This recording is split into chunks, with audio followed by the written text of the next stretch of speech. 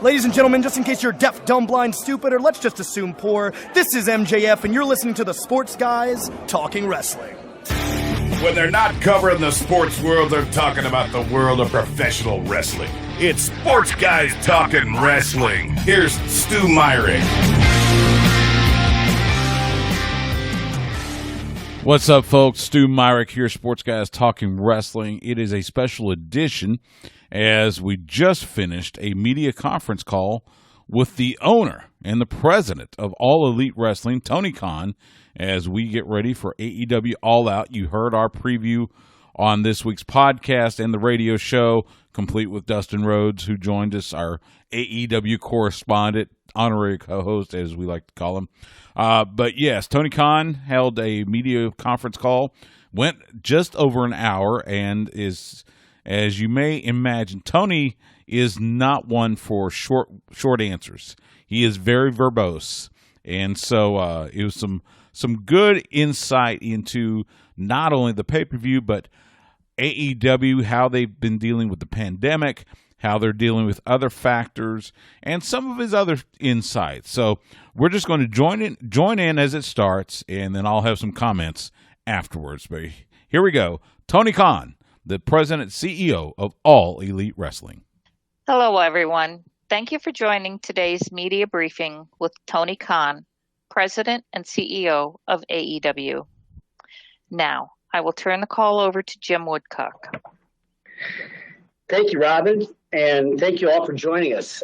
This Saturday night, AEW will broadcast the second edition of All Out from Daly's Place Amphitheater in Jacksonville, Florida. In what's shaping up to be one of the biggest shows of the year, we have 3 World Championship titles on the line, a 21-man casino battle royale, as well as some wildly entertaining matchups across the board. There's a lot to cover today.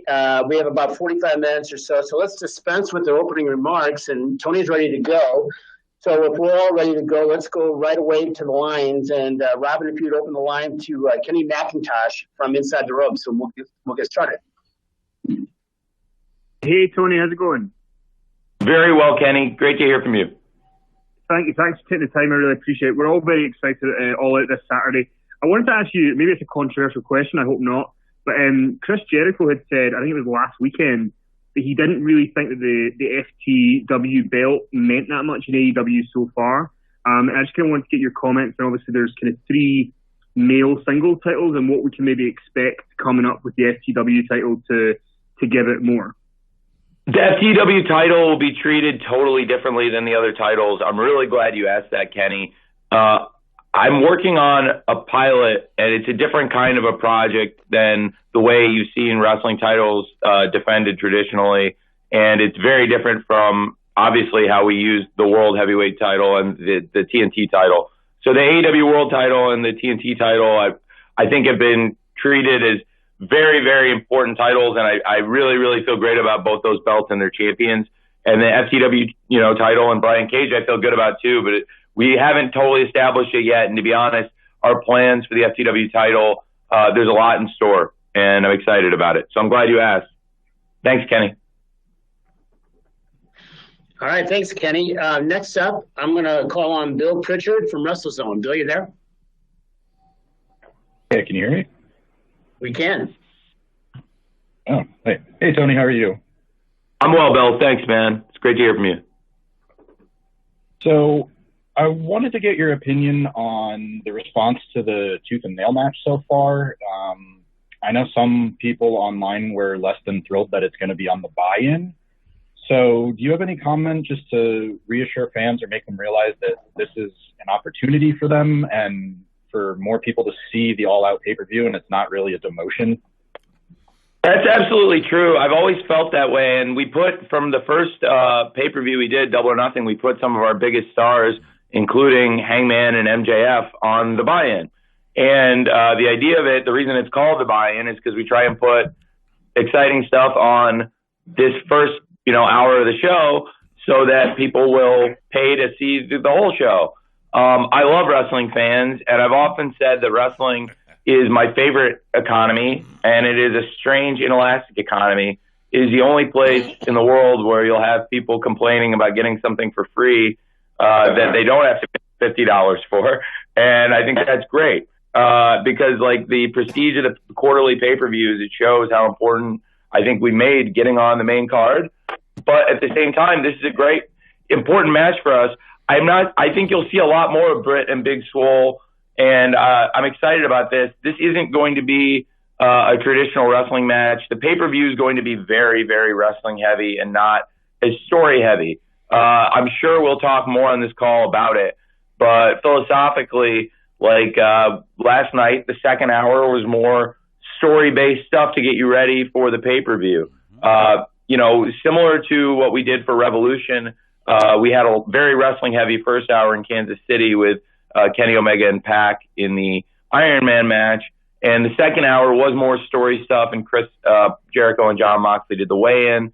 Last night, it was some great wrestling in the first hour, and some good wrestling in the second hour, too. I thought particularly Thunder Rosa and Serena Deeb were excellent. But with Britt and Swole, there's going to be a ton of great wrestling on this card. Their match is going to be cinematic, frankly, and it's going to be great. We're going to have a live crowd there.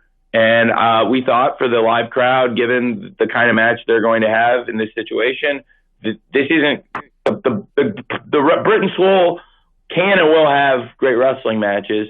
I think this will be a little bit different, but it's also going to be a lot of fun. And it's going to be free for everybody to check out. And I think all the great wrestling everybody's going to get on the pay-per-view will be worth the money.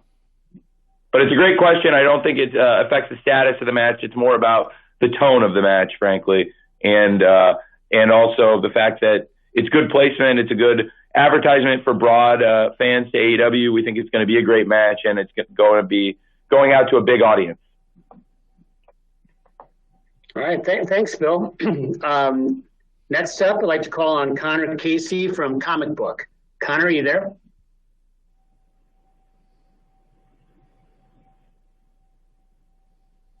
Connor, you have to unmute your line. Hey, Connor. Hey, are we good? Yeah, man. Awesome. Hey, Tony, thank you for doing this. Really appreciate it. Of course, yeah. In the past few weeks, we have seen NWA power footage on Dynamite. We've heard Billy Corgan's voice, and obviously we've seen Thunder Rosa more than a few times, and she's got this big match on Saturday.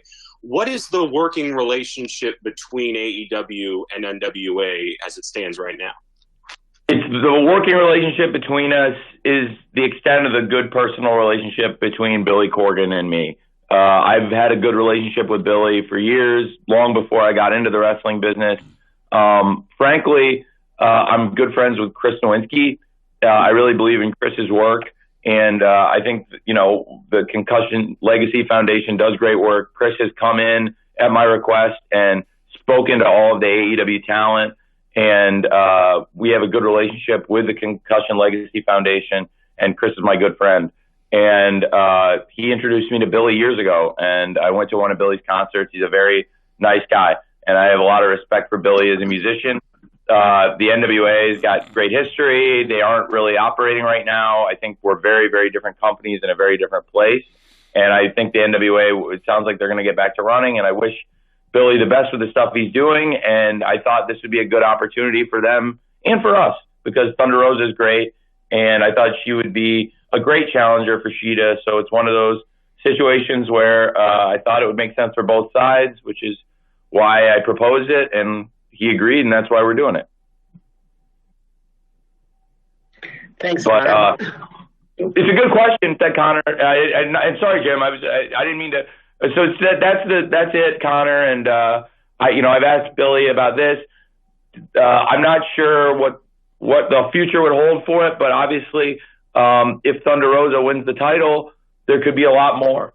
And Thunder Rosa and Shida is going to be one of the great matches on the card. I think Thunder Rosa, her first match on Dynamite was a hit last night, and I'm really excited for the match. And so Billy and I have got a good relationship.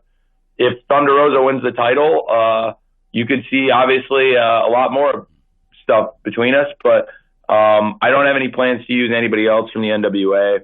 Although some of our star wrestlers have been there, with Eddie Kingston and Ricky Starks and Colt Cabana. So it's a good question. But besides Thunder Rosa, we're not really talking about using anybody else from there. But again, Thunder Rosa, by the weekend could be our champion, and it's quite possible. So I would stay tuned on that. All right. Thanks, Tony, and thanks, Connor. We invited everyone to submit questions also online, and we have a number of them. Tony, I'd like to read one now to you from Darren Paltrowitz, a freelancer. And his question is, unlike other wrestling companies, AEW has managed to keep people surprised, where most of the surprise appearances have been kept secret even when pre-taped. Does a lot of work go into that? Or is it that people don't get hired unless they really know or really show trustworthiness? I think it's a bit of both. We work really hard at it. We keep a small circle. We're a small company. It's a family business, a small company, and we're a startup. And we've grown so quickly worldwide. But frankly, even though we're the second biggest wrestling company in the world, we're not the biggest machine. We're not the biggest. There's not so many people that to spoil a surprise, because I think the more people that are in on it, the more likely it is.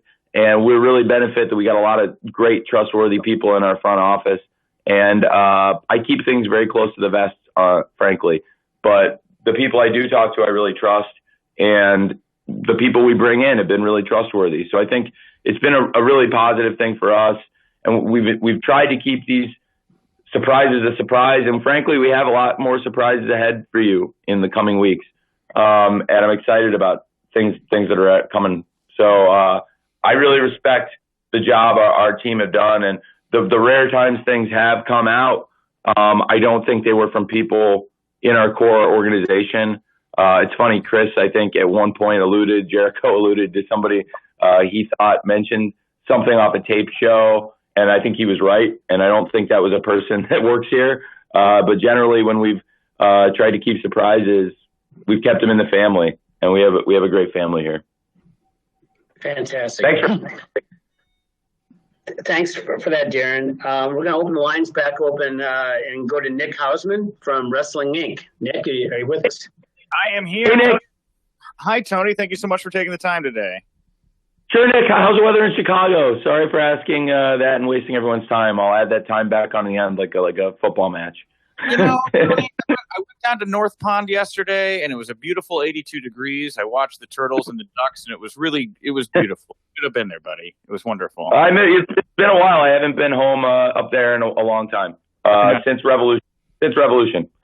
Come on back. We'll go to a hair salon and a bar. It'll be wonderful. What's up, Nick? So, Tony, my question is pretty straightforward. I know you love when you get asked about free agents. It's like your favorite thing. But there's a big one out there right now. Brock Lesnar. Have you talked to Brock? Do you have interest in Brock? What do you say to all the speculation that he could possibly find his way into AEW? I can't comment on that at this time, Nick. But I've enjoyed Brock's work for many years. He's a great fighter and a great wrestler. I don't think people talk enough about what a great worker Brock Lesnar is, and is one of the great working big men I've ever seen, one of the great athletes in the history of the wrestling business, and I have so much respect for him. But, I couldn't comment on that, Nick, but I appreciate you asking. Thanks, Nick. Another question came in online, Tony, for you from John Corrigan from the Wrestling Estate. With all the highs and lows of AEW's tenure so far, what has been the biggest lesson you've learned as the head of a pro wrestling company? It's a great question. Last night is a really good example, honestly. There's times where the red light goes on and it's 7:59, and at 8 o'clock, the show clicks on, and you should have realized something sooner, but literally it doesn't occur to you until you're there in the chair. And that was me last night. And there's times where it's going to be like this. And frankly, I know last night there was a lot of great wrestling in the first hour, and I put a lot of responsibility on Thunder Rosa and Serena to have the strong wrestling match in the second hour. And I thought they nailed it, and they were put in a showcase position in the semifinal, and they nailed it. And, but I kind of knew we were putting a lot on them, and thankfully they hit a home run for us. But in the first hour, like I said, in Kansas City in the first hour last night, in the go-home shows, my philosophy has been put a lot of wrestling there, put a lot of story stuff in the second half. Now, in Kansas City, some of the story stuff you got in the second half, the weigh-in with Jericho and Moxley with, this big crowd in Kansas City, they loved it. You've got Orange Cassidy's coming out and challenging Pac in the show, with making that match. There's a lot of fun stuff. Last night, frankly, I understood that, like, if people want to see a lot of wrestling in the show, 48 weeks a year, that's all I think about is wrestling, wrestling, wrestling. 4 times a year when we have these huge, huge pay-per-view cards, they that week become the priority. The go-home shows, I treat them differently. The highs and lows and the lessons I've learned, every week I learn a new lesson. The pandemic has been lesson after lesson after lesson. I try to learn things and not do them again. And if I make a mistake twice, then I'm definitely try not to make it 3 times. The highs and lows, it's really the same thing. It's just like learning and trying to put together good shows. I have a feeling that this weekend is going to be one of the great highs. I look back at Revolution as probably a high point for us. And then I just think like that day was a perfect day for me. I had met with a lot of people. I had been with Orange Cassidy talking, separately and very late, talking about things that I wanted to see tomorrow. And I'd been with John Moxley and Chris Jericho very, very late, separately, talking about things that were going to happen with them. And I ended up getting very little sleep. We played early in the morning. Fulham won. When I say we, I mean Fulham. Fulham had this match. I didn't get a lot of sleep, and then went over straight to the arena, and we had Revolution. And to me, it's the best thing we've ever done. It was just the perfect day. I would call it the ultimate high, but it was also the culmination of learning a lot of lessons. Since then, the wrestling business has changed dramatically. Last year, we were the number 1 company in attendance per show in the world of wrestling. And this year, it's not really about trying to put fans into arenas. The philosophy of the business has changed completely in the last 6 months. And I feel like we've tried to roll with the punches. This weekend is going to be one of the highs. This weekend, I can't tell you how excited I am for Saturday. I held back in the second hour last night too much, maybe, because I wanted you to really anticipate the wrestling on this show, because the main card on Saturday, bell to bell, is going to be the best wrestling you've seen since the pandemic. Furthermore, I hate that it's come to this. I hate that this is what we have to do. But I've used this analogy privately and publicly, and I'm sorry to give such a long-winded answer about highs and lows. There's a lot of answers to highs and lows and a lot of things I can talk about. And I'll say this, like, the pandemic has been the best example of this. There have been such highs and lows in this pandemic, trying to do great things. To come back and do Double or Nothing and do that, I thought Double or Nothing was like the bastion of ingenuity. To be able to sit back and it's like, okay, with what we have, how can we do a great pay-per-view? I thought, and I'm sorry, I'll just be honest, we were both operating during the pandemic. I tested everybody coming in. This might be the pull-out quote of the press conference, but I'm going to say it. I thought Double or Nothing kicked the crap out of WrestleMania. It was a much better pay-per-view. We were both operating under difficult circumstances. I think ours, we were fortunate. It was a little bit later in the pandemic, and we had implemented testing, and we're doing testing at that time. But when we did Double or Nothing, we were still the only ones doing testing. So it wasn't like we had a good testing plan at that point. Okay, and what we came out with and did at that point to set up a bubble and do that pay-per-view, I was so proud of it. We've come a long way since Double or Nothing. If you were if you want to see a show with wrestling fans in a packed arena, I can't give that to you right now. But what I can give you, and I've talked a lot about in the last week or two, has been a drive-in movie theater. I know everybody wants to go back to the movies and go see. Me, at least I do. I used to go to the movies all the time since I was a kid, and it's one of my releases. And I haven't obviously been able to go to the cinema in a really long time.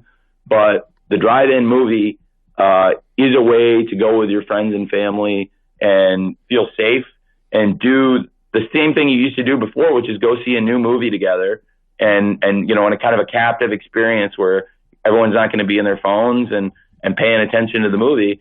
on the big screen. And I can't offer you the cinema, but I can offer you the drive-in movie. And that's how I feel about what we're doing with the live events. And it's one of the great highs for me. And to see the live crowd, Chris Jericho described it as one of the great highs of his 30-year storybook career last week, having that crowd back. We're going to go.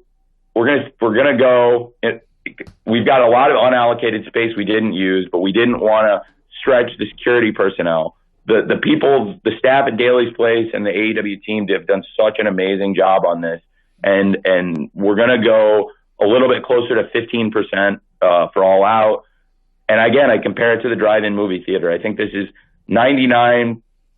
over 99% safer than the experience of packing people into an arena. I think this is the only way to do live event wrestling shows right now is outdoor, socially distanced, seating pods, fans in protective masks, and having people around, not to be a jerk about it, but just to remind people, hey, please don't get out of your pod and go hang out with the people in the other pods, and please keep your mask on when you're not sipping your drink or eating your pretzel, or So we've had that, and this weekend will be, I believe, one of the all-time highs in the company. When you look at the card, which I think now we can hopefully spend more time talking about, and rather than me giving you this long-winded answer, I'm really excited for it. I think Saturday All Out, it's going to be a lot different than All Out last year, but I wouldn't have it any other way for the situation we're in, the people I'm with. Please, if you've ever liked an AEW show, check out All Out this weekend, because I think it will be some of our strongest work. Thanks for putting up with that. Sorry, guys. We're all good. Let's go back to the live lines. John Alba from Spectrum Sports. John, are you there? Yes, I am. Tony, thank you for taking the call. I appreciate the time. Piggybacking off of what you just said about the COVID protocols, at what point did you guys decide that you were going to let fans in, and what was the process like in determining what the health protocols would look like? We came up with this idea. I wanted to do anything I could to start looking at a safe way. Eventually, when we've got, first and foremost was a testing plan. We shut the company down in April until we could come up with a way to make it safe to do shows for the wrestlers again. So we did that. And my number one priority, A and B, are wrestler health and safety and fan health and safety. So we came in, and it's like, first, to do a wrestling show, we need to make sure we can do this and keep the wrestlers and the crew and staff safe. So we implemented a testing plan, and we returned at the beginning of May with a live show, and have been doing this with, testing, and have had great results, which really shows that the people have been doing the right things in social distancing, because we've had, I think, people have come in, and we've had very, very few positive cases, and we do rigorous testing. Once we got that implemented, I started to look at how we could utilize our outdoor space to safely have some kind of live event experience. And we'd been putting tested people, fans at ringside, but they weren't really fans. They were wrestlers and crew and staff, but it added a sense of normalcy. You've probably heard me say it by now that I got this idea from watching The Tonight Show, and they had the crew in the studio. And going back during the first week of the pandemic, looking at how shows were handling it, that was the most creative thing I'd seen. And then how can I kind of take that and replicate it? How can we do this? Well, Daly's Place has 3 levels and is a really big outdoor space. Eventually, we had the staff kind of spaced out in the bowl, and I started to wonder about the top 2 bowls. There's not a bad seat in the house as far as the stuff we've allocated. I mean, there's great views, and it's my first thought was, is it for egress, for getting people into the building, temperature testing, all the things you need to do, the things I never thought of that our marketing staff put together, like the pickup of the when people have ordered items online for shop AEW, they're able to pick them up, which I never even thought of how we'd get through that, or the concession lines. And the creative thought and ingenuity that our team put into it. We've spent the last several months working on it. And then we did kind of a soft open. We invited some staff and some sponsors and local friends to come and sit up there and, did temperature tests, all the stuff we're doing now for them as kind of a soft open. We slowly started to hire more security personnel. Then a week before we went live with fans, we had done, again, kind of a soft open. We had brought in some security. And I think you saw some of those videos, maybe some of you guys had posted online of what we were doing before we actually started selling tickets, just to kind of get ready to train the security personnel, to remind people to stay in their pods and keep their masks on, or, not too many people going into the bathrooms at once. And it's been a process that, it felt slow because everyone was anxious to have the fans back, but I think it was right to be cautious. And now we got a process that has worked really well, we think, and hopefully for All Out, it'll pay off with this great crowd of, 700 people, 750 people, however it comes out exactly, it's going to be the hottest, biggest crowd for wrestling in a long time. And the most important thing is it'll be a safe crowd.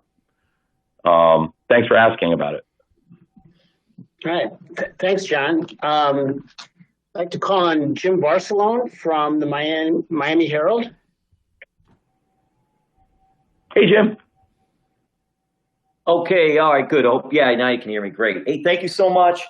I'm curious because you mentioned Thunder Rosa and Serena Deeb. I'm wondering about Serena Deeb and your women's division in general. And might we be seeing more Serena on the show? And just you had a great women's tag team cup tournament that was just amazing. And what are your thoughts of the division these days, and also about Serena? And thank you. Oh, sure. Thank you. Well, we've been bringing in more talent. Some of our best wrestlers in the division, including our first champion, Rio, have been trapped outside the U.S. because of the pandemic. Yuka Sakazaki was also one of our top wrestlers. And so not having them, we've been looking to bring in more talent. And Thunder Rosa challenging Shida for the championship. And now Thunder Rosa being positioned here with a chance to be a top wrestler and maybe even the face of our women's division. And then you've got Serena Deeb, who many of us are familiar with from her work in the Straight Edge Society for WWE. And I hadn't seen Serena work in a long time. I heard she had been looking really good in the ring, and she came in, and I thought she was really impressive, and she got, frankly, rave reviews, and I'd love to have Serena back. And again, Thunder Rosa versus Shida, we're very excited about on Saturday at All Out. And that's why we've been looking to expand and bring more talent in. The Women's Tag Team Cup, we brought in more talent. Tay Conti and Anna Jay were a good team. And now the Dark Order has been recruiting Tay Conti. And we think that could be interesting to see where that goes. So, yeah, because of the pandemic, we thought we had some very good women wrestlers that were a really important part of the division. And with them not being here, hopefully they'll be back soon. And that's why we've looked to bring in some new talent who I think have really done well, especially in recent weeks. Thanks for joining us, Jim. Next up is Amy. Oh, by the way, just Jim, if I can, for both Jims, just real quick, Jim, if it's okay. Again, I am really proud of them. I'm proud of Thunder Rosa and Serena because we put them in a big position in the semi to be the strongest wrestling match in the second hour, and they did it, and they hit a home run, where the other matches are more, and we're setting up stories for All Out, because All Out, like I said, even 4 weeks a year, these quarterly pay-per-views will really, frankly, beat the audience over the head over this, especially in the second hour with All Out. But it's for a reason, because I want you to know that this Saturday we're going to do something really, really special. I'm so excited about it. But I'm really proud of Thunder Rosa and Serena because they hit a home run in the second hour. So thanks for asking about that, because I thought they were great. Okay. Amy, you may have heard me call on you. Amy and Emily, are you there? Yes. Hi. Can you hear me? Yeah. Hi. So this question is for Tony. What's it like being a wrestling fan who's now in charge of one of the biggest wrestling companies in the world? Are you still a fan? Has it changed your relationship with wrestling at all as you've worked through the last year and a half? Yes, it's changed my relationship with wrestling immensely. It's one of my favorite things in the world. I've learned so much on the job, and that's what I was talking about last night. You sit down in the chair and you realize things sometimes that you'd pace things differently or do things differently. I've been through some of the most hectic situations of my life, but it's one of my favorite things, and I am so happy to be in it. I have surreal moments all the time. Like anytime I do a podcast or anything with Tony Schiavone, I look over and I think it's ridiculous that, Tony Schiavone, who I've been listening to my whole life, that I work this closely with, whether it's producing him on the show or on this podcast or in post-production, Tony does all this great work. It makes me so happy when I think back to Tony Schiavone telling the story. I've listened to his podcast before there was AEW, before I knew I was starting AEW, and he would talk about how, he had regrets in the wrestling business, and one of his great regrets was leaving the WWF. And he had this job that was a pretty good job, and he left it to go back to WCW. He thought he made a mistake, and there were parts of the job he really liked. He really liked working at Coliseum Video. He liked being a producer, and he liked doing the announcing, but I think the most organized he'd ever seen the operation in terms of production, in terms of producing the announcers and what they were looking for was probably the WWF, and I don't think they had as much structure in WCW. I hope and strive to be somewhere in between, where we're not overproducing the announcers, but I do feel like I've got a really good working beat with all the announcers, and I bring Tony up specifically because throughout the year he's been with us, and even through the darkest days of the pandemic, through the shutdown, when we ran a bunch of tape shows in April and got it all together in a marathon, Tony was such a workhorse in post-production. And so I bring him up not exclusively. I have these experiences all the time as I sit in Gorilla, with Dean Malenko and Jerry Lynn working through the matches, but I also don't really have any time to think about it because it's so hectic and crazy. But every day, I share, an office and a meeting space with, Chris Jericho, or Matt Hardy. It's pretty surreal. And to think that Chris Jericho and Matt Hardy are going to be in very, very prominent matches on All Out makes me really smile. But I also can't really be biased or think of it that way. And so, yeah, it's crazy. I'm really, really excited for this weekend, and things like All Out and shows like All Out are what get me going.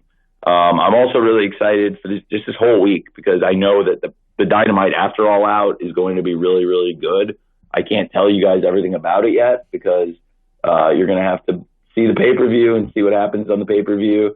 And there'll be some fun surprises. But this whole next week, I'm really, really excited about. And as a fan and also as what I do professionally, that this is one of my great loves, my great love.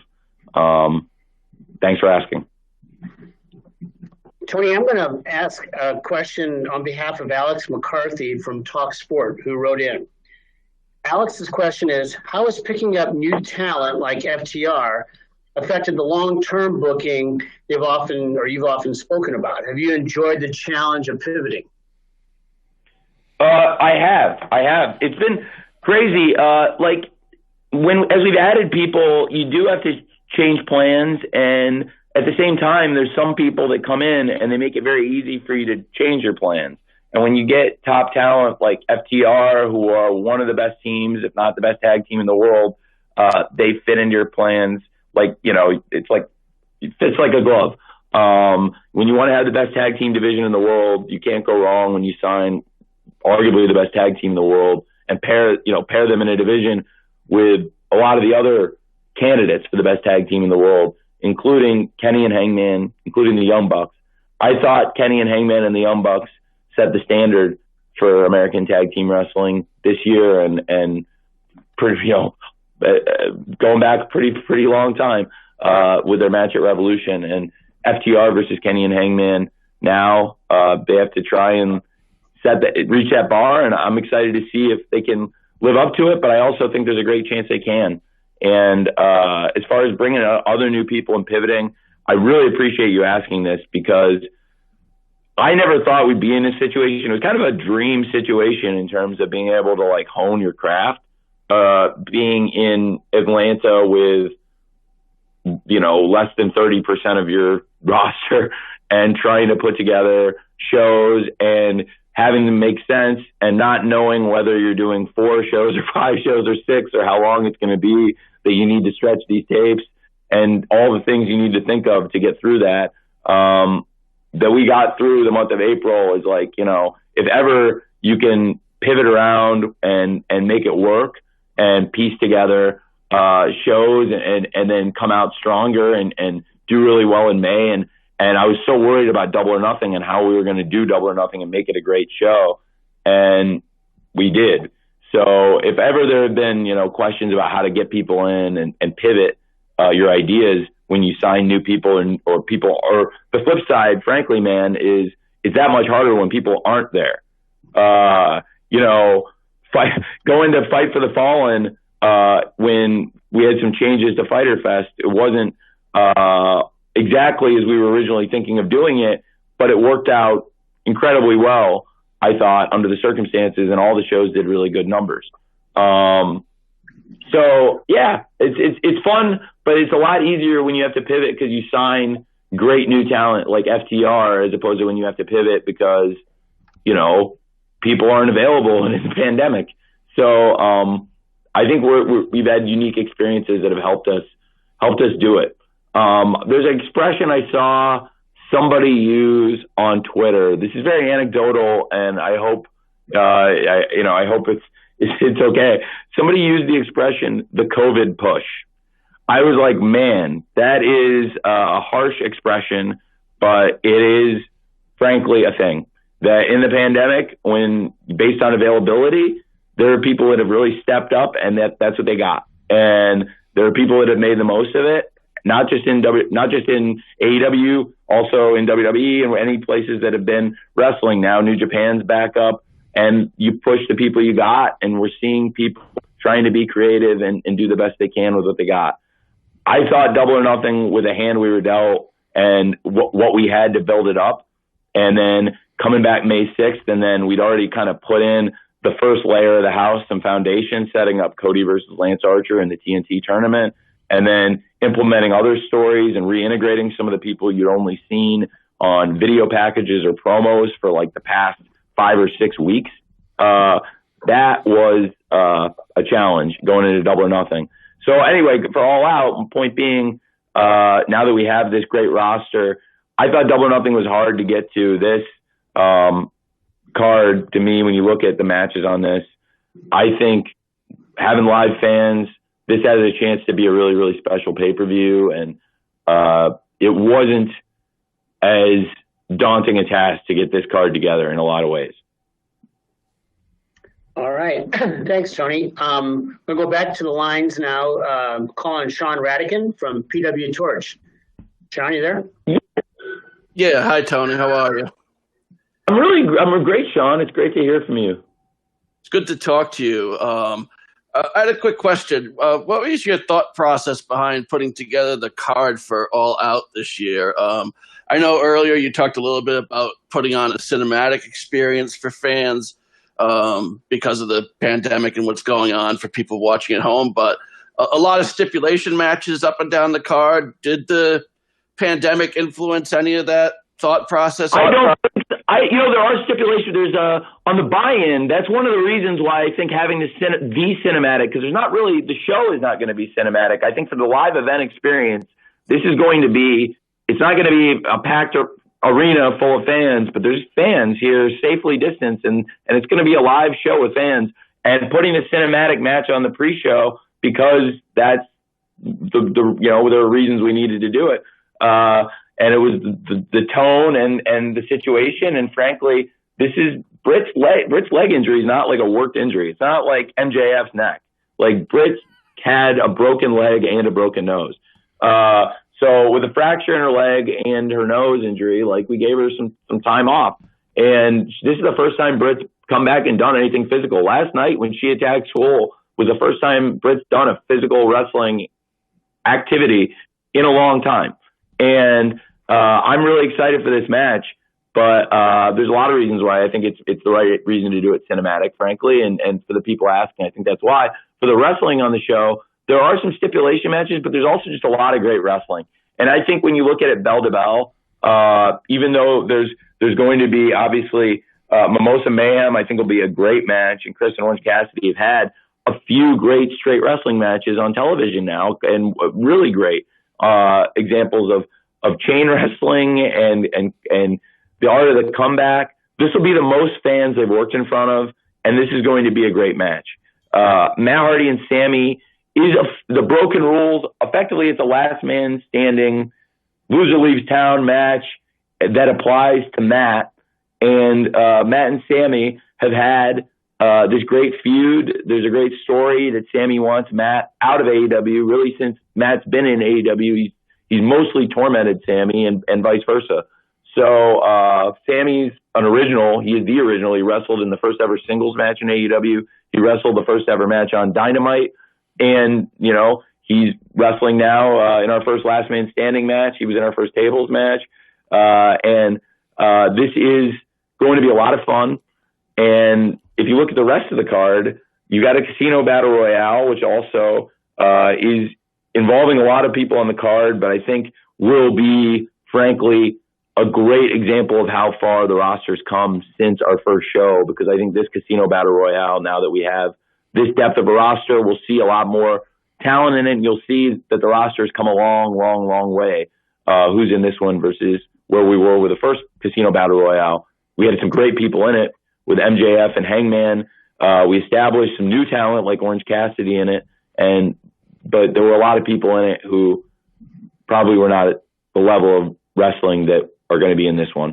And then I'd like to just go down the rest of the card, because I feel like, Sean, there's so much good bell-to-bell wrestling, and for a person who just wants to see great wrestling matches, when you look at Young Bucks versus Jurassic Express, who are two of our top teams, and they're both in the top 5, and I think we really believe in the tag team wrestling, and it's like a title eliminator in UFC or boxing, because they're both highly ranked, and the winner of the match will be better positioned for a championship match, with the winner of Hangman and Kenny versus FTR, another great wrestling match that we think will have a chance to steal the show. Sheeta versus Thunder Rosa. I'm very, very excited for this as a bell-to-bell wrestling match again. And then, of course, Moxley versus MJF will be, I think, a really, really strong wrestling match on this card. And I think, when you look at that, that has a chance to really be a great chance to establish whether it's going to be John's run of dominance or whether it's going to be that Max is the future of this company. And frankly, I think it's both. I think John's had such a great run as a champion, but I also think Max is arguably the future of this company. And I'm really excited for everybody to see what we're going to do here and how this match is going to go. I'm really excited for both of them, because I think as far as like a big fight feel, this has it to me. I'm really excited for their match. And I think I'm really excited to see, how people come out of this with the show. There's also the 8-man tag, and I'd be remiss if I didn't say that I thought how Brody Lee won the championship was a very, very, very strong moment for us, and got a big response and shocked a lot of people. The Dark Order, again, when like what I said with the Casino Battle Royale, I think as an organization, as a group of heels, they've come very far from where they were last year. And Brody Lee has a chance to be a great TNT champion. I think the TNT championship means more in our company than other titles outside of the world title in other wrestling companies, if that makes sense. There's a reason there is a TNT champion. We have this media relationship that means so much to us. It's our prime source of revenue. It's our prime source of exposure, other than these huge quarterly pay-per-views that we build to, like All Out. And Brody Lee's a great champ for us. And this match he's got, with just a lot of moving parts in this situation. The babyface group with Dustin and QT came out to support Cody. And then a couple of Cody's friends, Scorpio Sky and Matt Cardona, who's an outsider, showing up. I think that has a chance to be a great match too. And anytime I can see Dustin Rhodes wrestling on pay-per-view, I'm always happy to see that since I was a small kid. And Colt Cabana and the Dark Order, it's been a great story. So I think there's a lot of great wrestling on the show. Nothing I'm more excited about than MJF versus Moxley for the championship.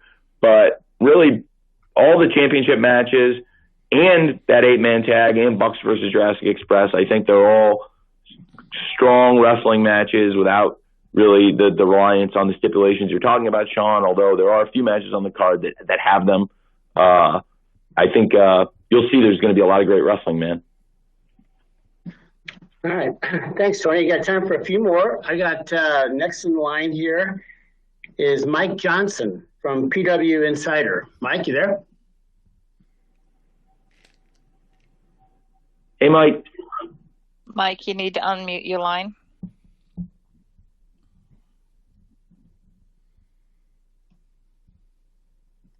All right. Can you guys hear me now? Hey, Mike. Hey, how are you, Tony? Good to talk to you, sir. You brought up the relationship with TNT and Warner Media. What's the status of the second AEW series coming to TNT? Is it still going to be envisioned as AEW Dark, the way it was mentioned a while back by Kevin Riley? And how has the relationship between the two sides changed, if at all, with all the shuffling within Warner Media? I tried to. Thanks for asking, Mike. It's great, and I'm glad you asked. It's funny because I speak to them a lot, and I've had texts from top executives at Warner because we talk so much about promoting the show and about ideas. They actually texted while I've been on this call with you guys, and it's a great relationship. And like I said, it's a lifeblood of our company, our media partnership.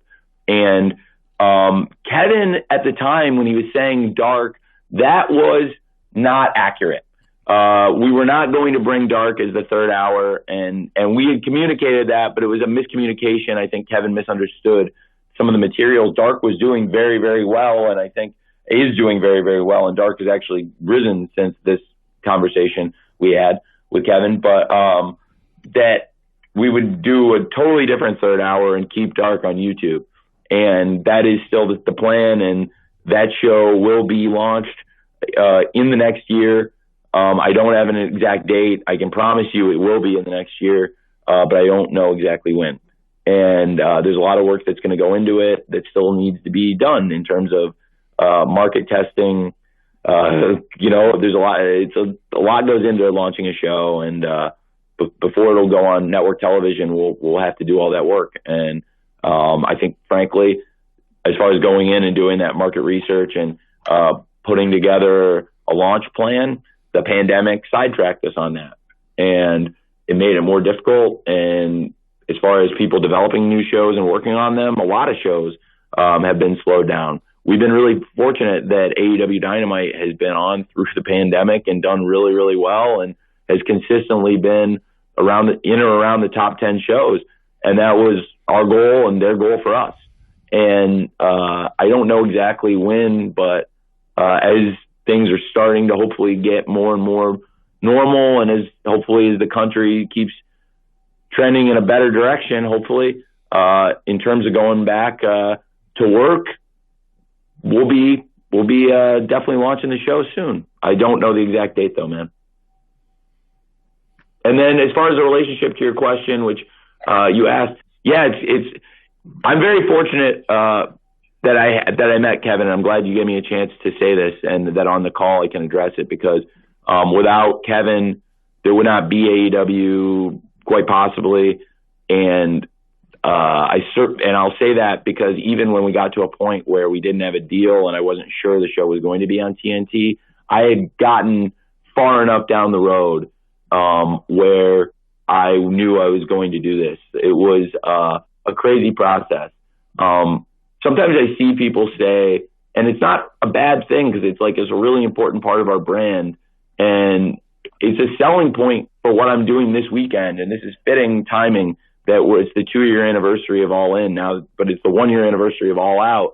All In was a hugely important show for the wrestling business. I was going to start a wrestling company before All In. I've seen people say that there wouldn't be AEW without All In. There probably would be AEW without All In, but I don't know if it would have been the same success it was or how it would have gone off. John Moxley had one of the greatest quotes ever when he described meeting me and how it went and how it could have gone. And he was like, I didn't know him, and could he have totally screwed it up? Yes. And it was like, that was like this. It was like, could have really gotten screwed up, but it didn't. For our relationship, Kevin was the guy that, for me, he opened a lot of doors. When I went to All In, I wanted to see how it went, but I knew we would be doing we'd be adding a lot and doing a lot of things, and I knew the guys had drawing power, and as far as the show, I wanted to see a good show, but whether it was good or bad, there was going to be AEW. And for Kevin, I had gone to Kevin in April on effectively a whim, like those moments, and hopefully it inspires people, because the worst thing people can say to you if you have a dream is no. And I know I was in a unique position and effectively born on third base, really. And this was my cliche. I'm sorry if it's a cliche being, this expression, but it's how I feel. I'm very grateful for the position I was in. And then I was able to, effectively get home for us on this by going to Kevin and making an aggressive move, telling him I wanted to start a wrestling company, and that if he was going to be bidding on media rights for wrestling, he should talk to me.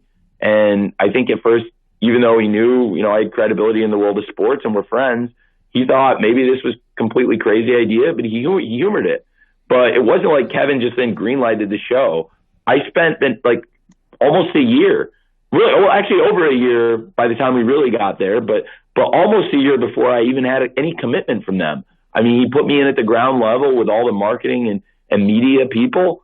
And then we got to a point where I wasn't sure that the show was going to be on TNT, but I'd gotten so far down the road before I actually had a deal with them that I needed to do this.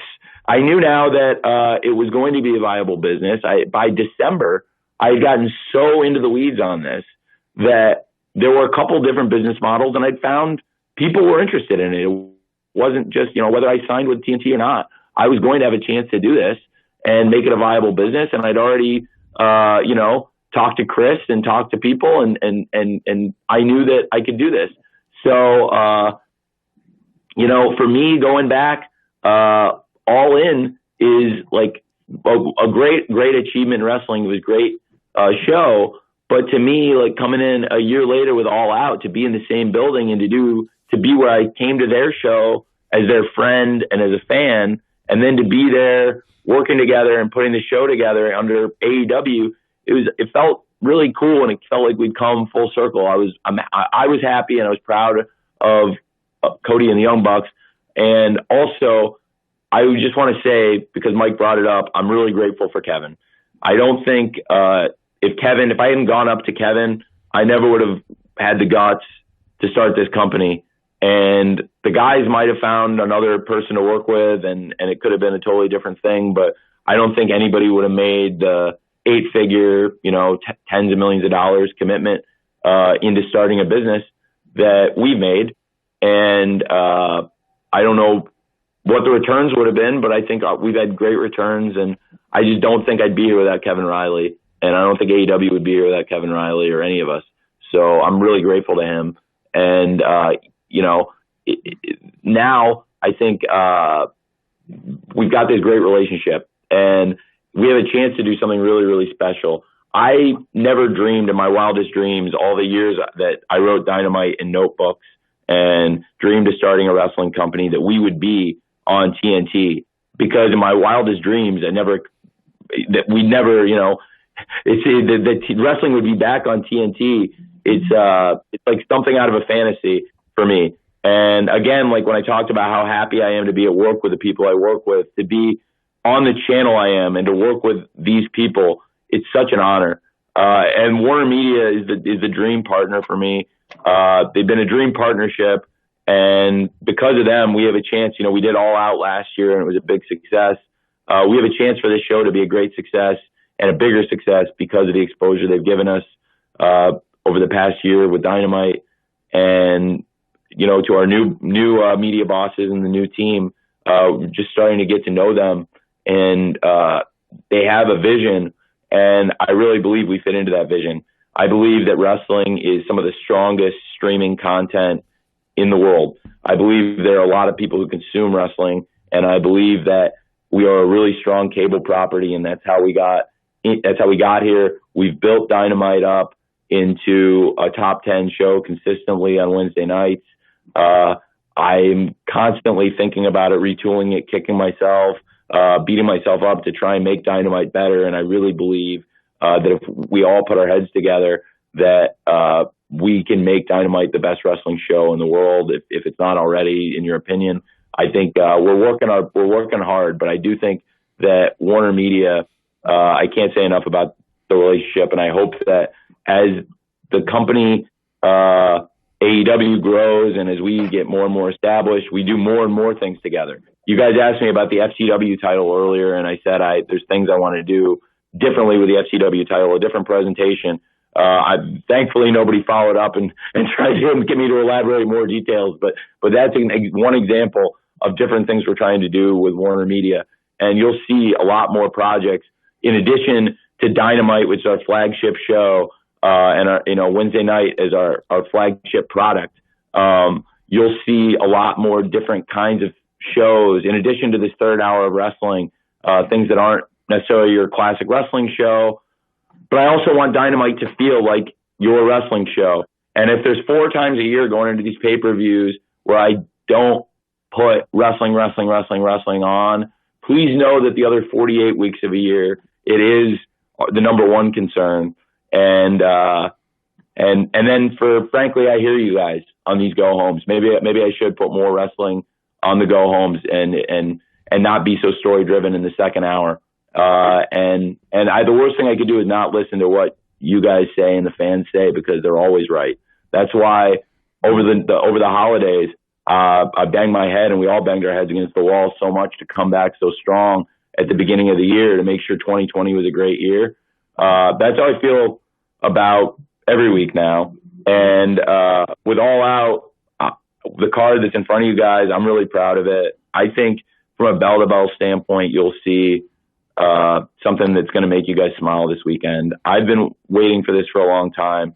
To do Dynamite in front of fans the last couple of weeks has been really special, and to open it up a little bit more and have a few more fans, but be able to look myself in the mirror and know that we're doing it safely and we haven't risked anybody's safety, whether it's the fans themselves or the crew and the wrestlers, to do it, to get that reaction, to get those pops and the dramatic feel and what we've all been missing.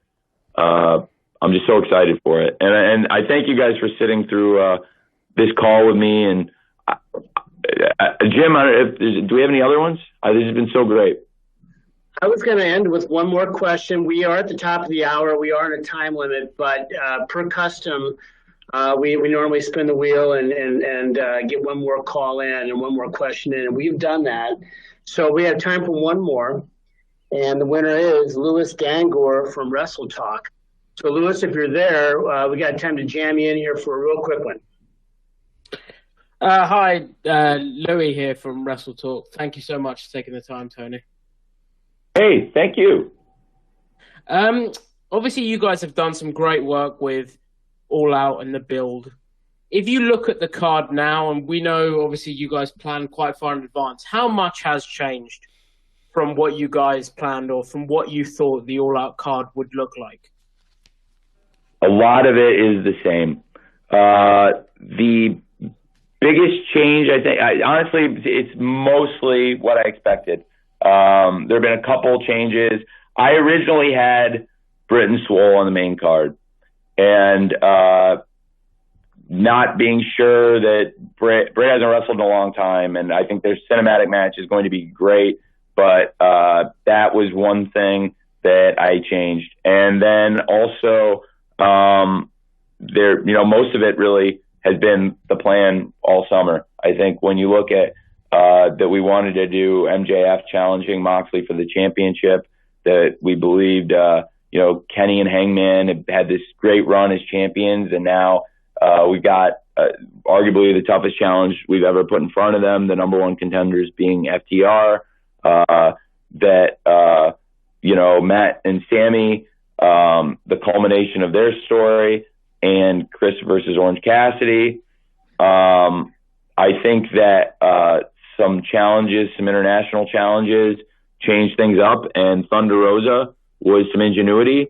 Kenny threw it out there, and like I said, I have a good relationship with Billy, and when we were listing names and Kenny said Thunder Rosa, and I was like, I'll call Billy. It's a great idea. I'd love to do that. And so I booked it. And that was a change.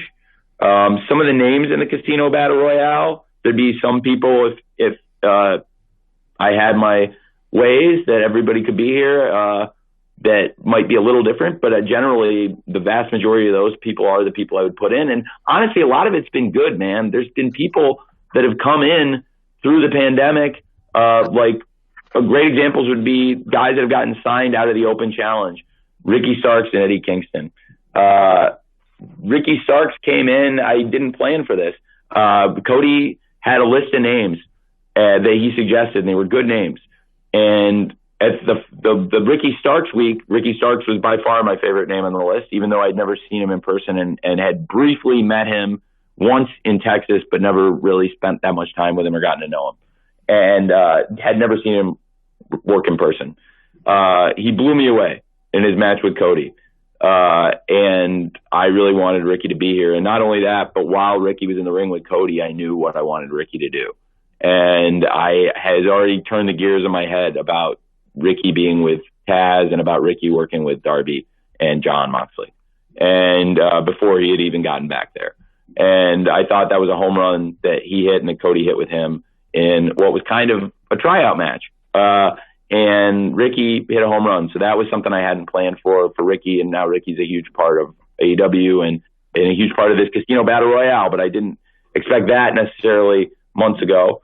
And also Eddie Kingston is another one. I've been a fan of Eddie Kingston a long time, and I really enjoy Eddie. I think he's a great wrestler and a great promo. And I'd always thought maybe Eddie Kingston could come in and fit in here, but it just hadn't. I don't know.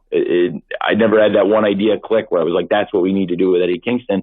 Cody had a list of guys. Again, Eddie Kingston, I was like, that's my favorite. That's who I want, and booked it. And Eddie Kingston, I thought, hit a home run. And again, I had an idea for Eddie Kingston. I thought with, Pac being gone, there was a great opportunity for Eddie Kingston. We had done this 8-man tag that was kind of a great match, I thought. Not kind of, it was a great match, I thought, with FTR and the Young Bucks at Fyter Fest against Phoenix, Penta, and Butcher and the Blade. And we had a fun story going there. And it's no secret, we really miss Pac as a company. I really miss Pac. I think we all do. Last year when Moxley was unavailable on All Out, Pac stepped up for us. And, it's unfortunate he's not here, but now we have all these other guys on the crew to step up. And, with Eddie, I think he can be a mouthpiece for the Lucha Brothers, but also we see a lot of moving parts, under his leadership with Penta, Phoenix, and Butcher and Blade. And Eddie coming in again when Eddie did the match and did a great job and nailed the promo and the reception to Eddie was so good. I thought, okay, well, I think Eddie would be great for this.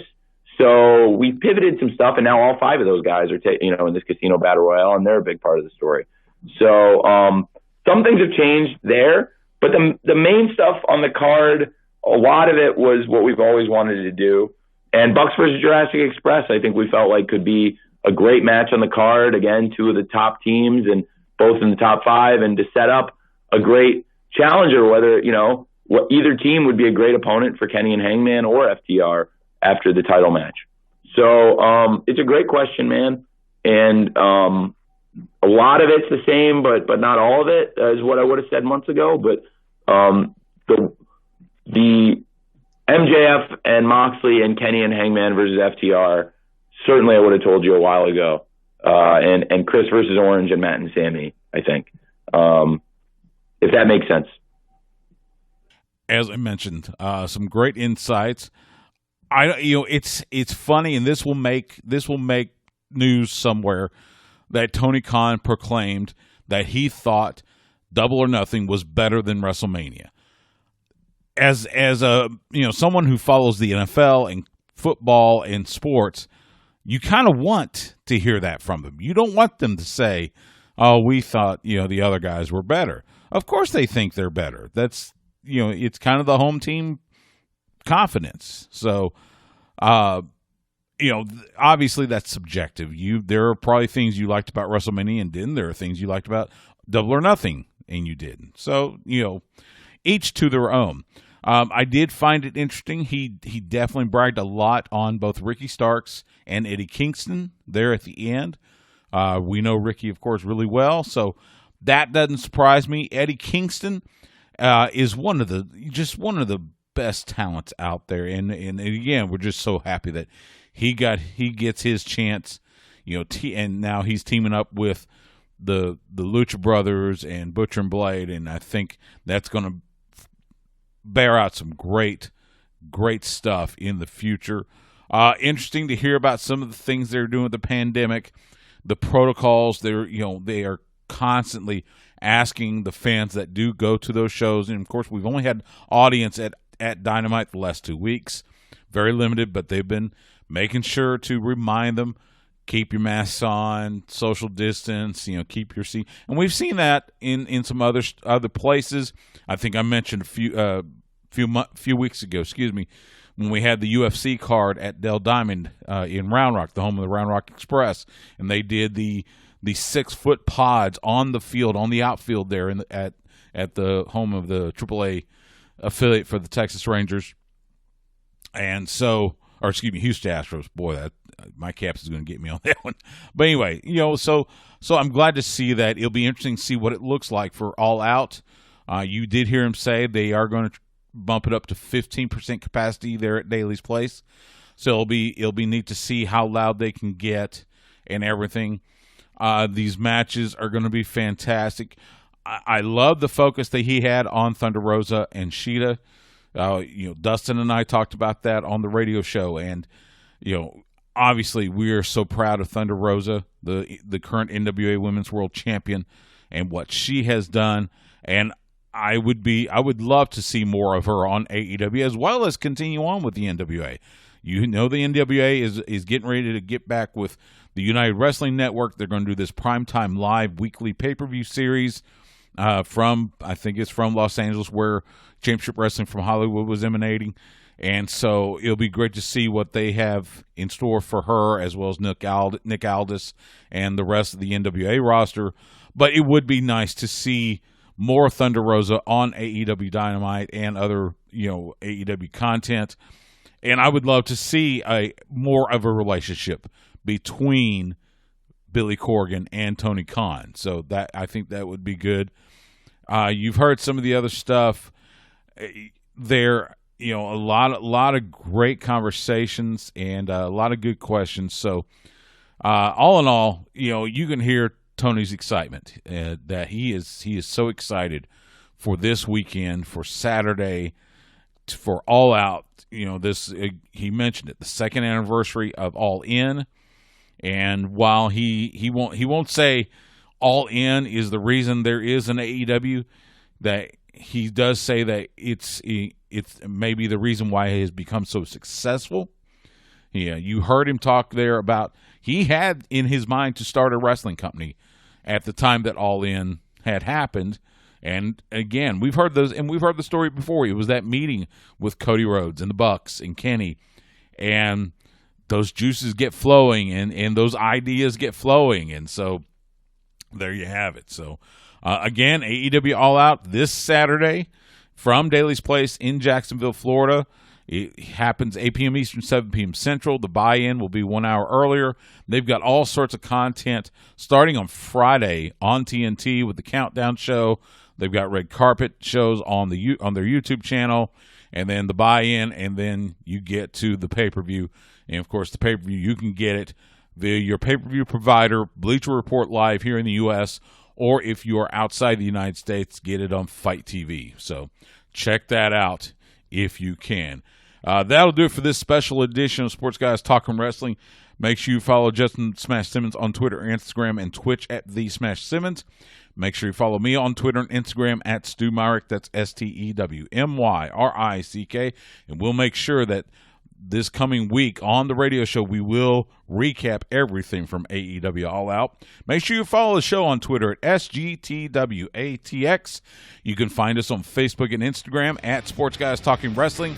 We're proud to be the official broadcast partner of the Professional Wrestling Hall of Fame, and we're proud to be part of the great lineup you hear every day on the flagship station for the Texas Longhorns and your radio home in Austin for the Dallas Cowboys.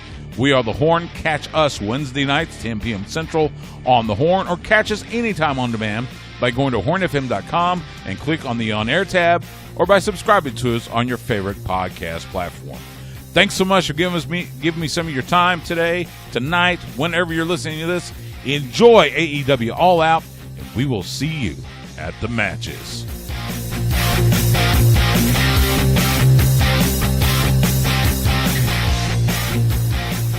Goodbye and good night.